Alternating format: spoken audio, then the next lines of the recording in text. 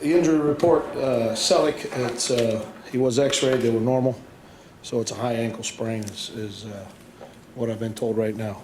Other than that, bumps and bruises, we'll have more on that tomorrow. Questions? Jim, what did you think of the officiating throughout this game? And I'm not going to comment on the officiating. Did you have a problem with the call on Trenton Dials? I'm not going to comment on the officiating. What did they tell you though on the play that occurred on the sideline? What happened on that play? When the player, you're talking about where the player went out of bounds, came back in bounds, caught the touchdown pass? No, I'm talking about when the Sideline violation. Unsportsmanlike. It is going to move somebody on their side. Yeah, I was told that he bumped into somebody, and there was a flag. Jim, how do That's you what I view, was told. how do you view this game? The division-leading team you take to the last play or so. You look at this as a positive, or is it strictly a loss for you? Well, it's a loss. I mean, what I see in the positive are the things that we emphasized in ourselves in terms of defensively with the run fits and tackling and, going after those things. I see the positive in the offense in terms of the reads and picking things up and improvement there. But it is a loss. We lost the football game. when you look at what they did last time that you played the same team and what your defense did today against the same group, is that progress to you? Yes, I believe there's progress. But we're in the business of winning games. We have to win games. Jim, how would you assess Blaine Gabbard's play? I thought Blaine has continually gotten better as he's been in here. And I thought today he ran the offense well. And felt like, there's obviously always things that we need to clean up and get better at. But I think he's continually getting better.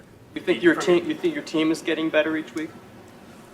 Well, this week I will say our team get better. Our team did get better. You said Gabbard ran the offense well. Like any specific things Well, he did that, protections and getting us in and out of runs and, run pass, all those things. I guess the when I way- say using your brain, your Right. arm, and your feet. how about in the way he's delivering the ball? You happy with that? Yeah, I am. I mean, we still have to keep, there's areas there where we got to clean it up. But the consistency of that keeps going up too. On the final third down play, could Blaine have gotten rid of the ball to avoid that 4th and 20? Well, we would have liked to. Okay, and I got to take a look at that one. Okay, I mean, you don't want to take a sack there at all. Okay, so we obviously don't want that. So if there's a way to get rid of that ball, we need to.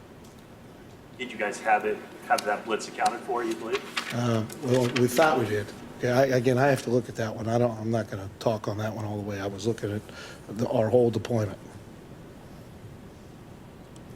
You're a tight end. McDonald over until a couple of weeks ago had never caught more than one pass in a game, and now all of a sudden he's sort of emerging a little bit as a guy you can go to. Has that been coming gradually or suddenly, or how would you assess that? Well, I mean, you can go back to training camp. I've always said that's a group that I've always been really impressed with. Our tight end room we have felt really good about since the beginning.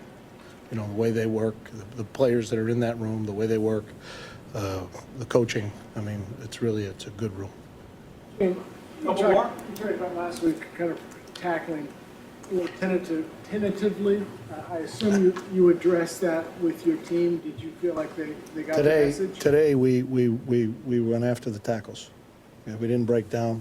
We saw the stuff that we emphasized in practice. We saw the getting after. You saw the pursuit, okay, and the tackling.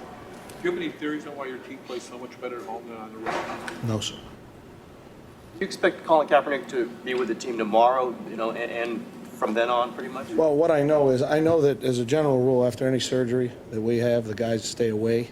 All of our guys.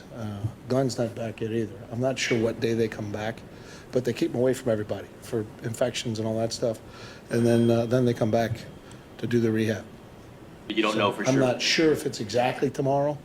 I don't know when. I didn't check, Tim. Okay, but when there's a certain, we've got a protocol for that. When's the last time you talked to him? Texted them. What I usually do when guys have surgery is I text them after their surgery, after I get a rundown and things went well, and text there, and then tell them, give me a buzz if they need it. I'm not going to pepper them. I don't pepper any of them. So that was when after the day of the surgery, or? Yeah, after the surgery. But it was he and Glenn. There was a few calls I had to make that day. Texts. Talk a little bit about the D-line and how they fit together with Dorsey being out now.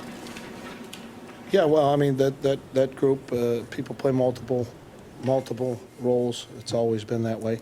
So that's the way we approach that. Next man up, and we come in and we play. So that group has to be able to fit together, you know, the puzzle pieces. So today you had the base downs there, and you know, Quentin Dow was moved over to the left, and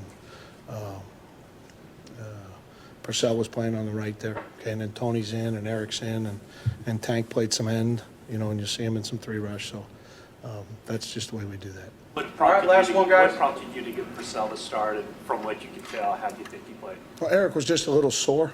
Okay, so we wanted to have him in the dime rush stuff.